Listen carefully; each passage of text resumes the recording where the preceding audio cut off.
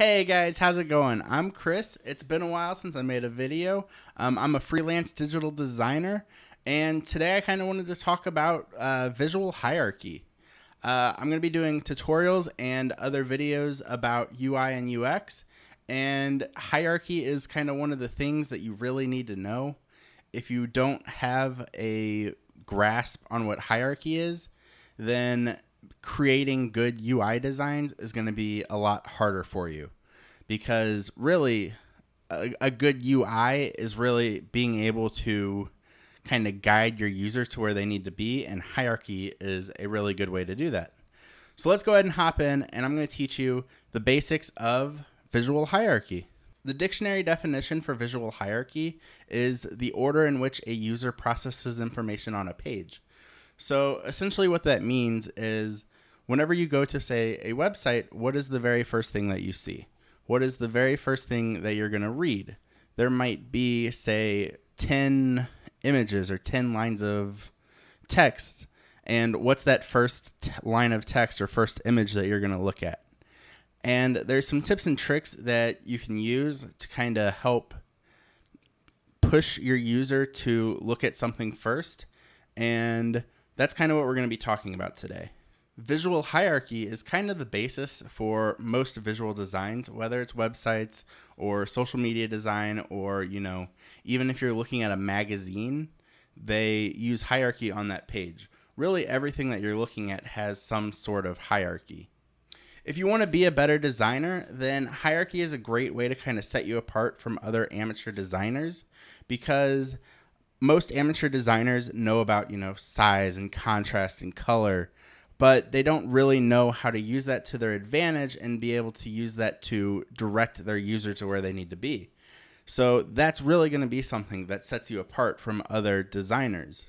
The 6 main characteristics that you kind of want to keep in mind whenever you're making a design is going to be size, color, contrast, proximity, texture, and alignment. And you kind of need all of those. You're going to use them in conjunction with each other. Not very often are you going to only use one element for your hierarchy.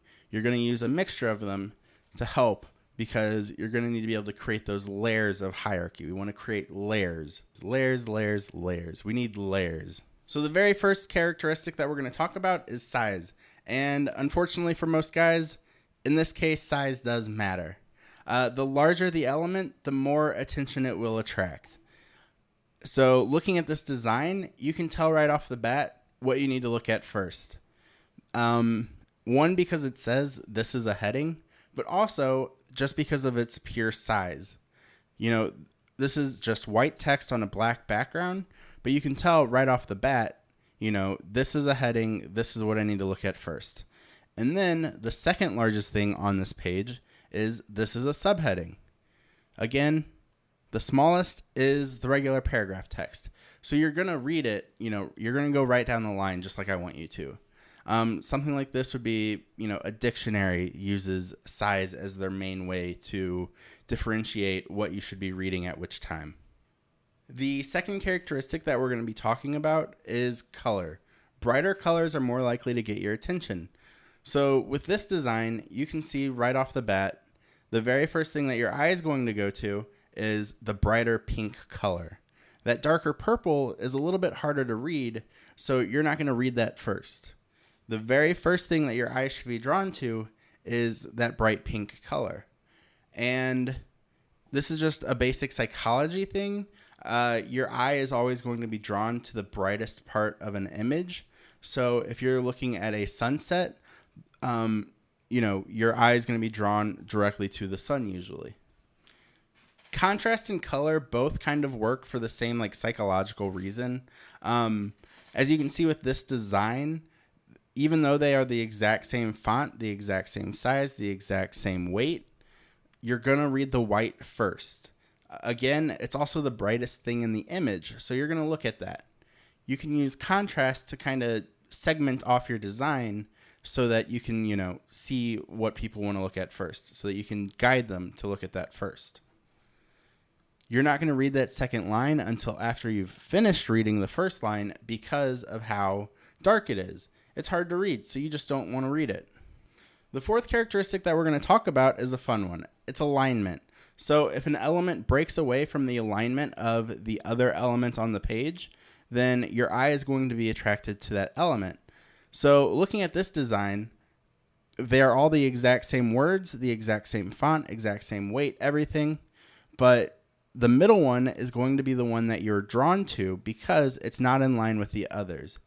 The other ones all seem like a secondary element because they're grouped together and they have the exact same alignment. Okay, so only two more characteristics left. This next one is proximity. If you place two elements a little bit closer together, you're going to assume that they're related. The inverse is also true. If you place an element a little bit further away on the page, you're going to assume that it's not related. So looking at this design, all of the fonts are the same size as our very first slide, but the difference is that the paragraph text is disconnected from it and it's put at the bottom. So whenever you look at this, you're going to read this is a heading, this is a subheading, and you're going to mentally keep them together. You're going to automatically think that they're related. The paragraph text at the bottom, though, does not have to be related, and you're not going to necessarily relate that text to the top text. So it can be completely different text without making you feel uncomfortable. So the last characteristic we're going to talk about is texture. A richer texture will attract more attention than, say, a flatter, like a flat color. So looking at this design, the text on top is a little bit more interesting than the text on bottom because it has that texture. They're still, again, the exact same sizes, but that texture makes it more interesting. You'll use texture and color in conjunction a lot because it's kind of hard to use just texture without color. But again, most of these elements and most of these characteristics that I'm talking about, you're going to be using together so that you can still, you can create those layers of hierarchy, and you're not doing just one layer. You want to create multiple layers using multiple characteristics. Okay, so I got a couple ads and designs that I found out on the internet. One of them is actually my design, but I kind of wanted to look at them and talk about the hierarchy that they use and how they used it to their advantage. So let's start with the Ford Fusion design. This looks like it might be an ad on a news site or something, but they use the color of that big blob, that ink splash, to kind of draw your eye first to that corner. So the very first thing, you're going to see the big blue blob and go to that corner. And then the next thing that you're going to really see is the Ford logo. And that's because of its size. But because of the proximity of Fusion, you know that that is related to Ford. So Ford Fusion. If they would have had the Fusion logo, say on the other side, it probably wouldn't have made as much sense. But because it is it's tucked into that F, you can tell that they kind of go together and that it's talking about the Ford Fusion. This next one is my website, actually. So the first thing that you're probably going to see is either the screen or the "Hi, I'm Kris Risner."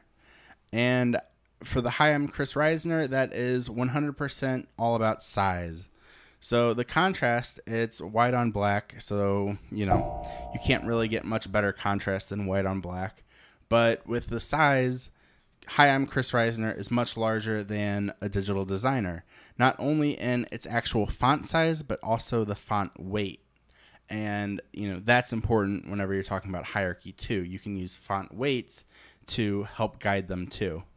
And then there's a moving arrow. This is just a screenshot, so you can't see that, but I use a little bit of animation on those lower three arrows so that it draws your eye to it and you'll move down the web page. Another good example of size in, say, a logo is the VaynerMedia logo. And there's a lot of logos that actually do this, where it's a bold first word and a thinner second word, but they're using that size hierarchy. So the most important part of this logo is Vayner. The second most important part is media. I think this is actually their header, possibly. I don't know exactly where it came from, but another thing to notice is the contrast. This is a white image on a light gray, and you're automatically drawn to the logo first because of it being white and because it's, it contrasts really well. But there is still that image in the background that does improve the design, and it's not just, a logo sitting on black. Nike does a really good job with color. In this image, they are using the bright green to really stand out from the background, which is that black, concrete texture, like a rough, rugged texture. And they actually pull in the green from the helmet, so the color keeps them connected. You're using that color and you're keeping everything connected as one piece. It's not just everyone loses games if you change them. They're showing that I think Oregon logo is important. The focus is on Oregon. So this is a really good use of color. So these were all the designs I had. Hopefully after watching this video, you're going to be able to use hierarchy to your advantage. It's going to be important whenever I'm going forward with some of these tutorials that you kind of know hierarchy so that you understand why I'm doing what I'm doing. A big thing is call to actions. And with a call to action, you want to make it stand out. And you can do that in a few different ways using color, size, contrast, alignment, all of these different things. So it's super important. If you're interested and you want to follow along with some of these topics and learn more about design, go ahead and click the subscribe button down below. And I'll see you guys next week.